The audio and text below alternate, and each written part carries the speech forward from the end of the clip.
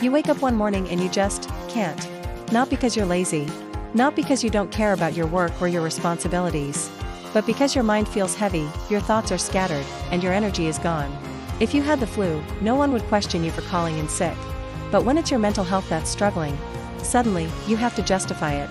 You have to prove you really unwell, as if your brain needs permission to rest. We live in a world where physical health days are expected, but mental health days are often seen as indulgent. They're treated like a luxury you have to earn, instead of a basic human need. And here's the problem, our minds and bodies are connected. When we neglect our mental health, it doesn't just affect how we feel emotionally, it impacts our focus, our relationships, our physical well-being, and even our lifespan. In this video, I want to break down why mental health days should be a right for everyone, not a privilege for the lucky few, and how changing this perspective could transform workplaces, schools, and our lives. Why mental health days matter. Mental health days aren't about skipping work or avoiding responsibility. They're about taking intentional time to reset your emotional and psychological state so you can function at your best.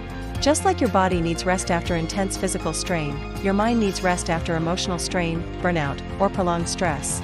In fact, research shows that chronic stress can shrink parts of the brain responsible for memory and decision-making, while increasing activity in areas linked to fear and anxiety. Taking a day to step back, recharge, and care for your mental health is not laziness, it's prevention. It's just the mental equivalent of going to the doctor before a small problem turns into a serious one.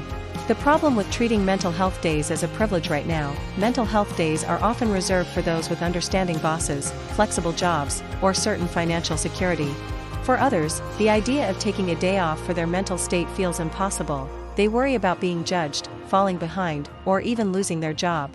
This creates a dangerous cycle. People push through their stress until they hit burnout, and by the time they finally take a break, the damage is much harder to repair. Treating mental health as optional or secondary reinforces the stigma that it's just somehow less important than physical health. The psychology behind the need for mental breaks. Our brains are not designed for constant, uninterrupted productivity. Focus and creativity come in cycles, and when we ignore those natural rhythms, our mental performance drops. Over time, stress hormones like cortisol build up, weakening the immune system, disrupting sleep, and increasing the risk of anxiety and depression. A mental health day gives your brain a chance to lower those stress levels, process emotions, and regain clarity.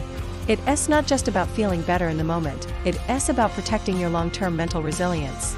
How making mental health days a right would change everything. If mental health days were treated the same as sick days, workplaces and schools would see fewer cases of burnout, lower turnover rates, and higher productivity. Employees would feel valued not just for what they produce, but for who they are as people.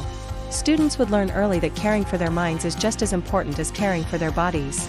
And culturally, we move away from the toxic belief that rest has to be earned, understanding instead that rest is part of how we sustain our ability to show up and do our best. Taking mental health days the right way. When you take a mental health day, it's not about lying in bed scrolling through social media all day, unless that's genuinely what you need in the moment. It's about using the time intentionally to reduce stress and restore your energy. That might mean going for a walk in nature, journaling, catching up on sleep, meditating, or simply doing nothing without guilt. The point is to create space where your mind can recover, so you return to life with more clarity, patience, and motivation. Final thoughts. The truth is, mental health days shouldn't be something you have to beg for or hide.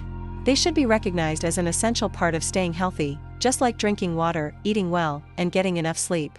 When we start treating mental health with the same urgency and respect as physical health, we create a world where people are healthier, kinder, and more capable of handling life's challenges. And that's not just good for individuals, it's good for everyone.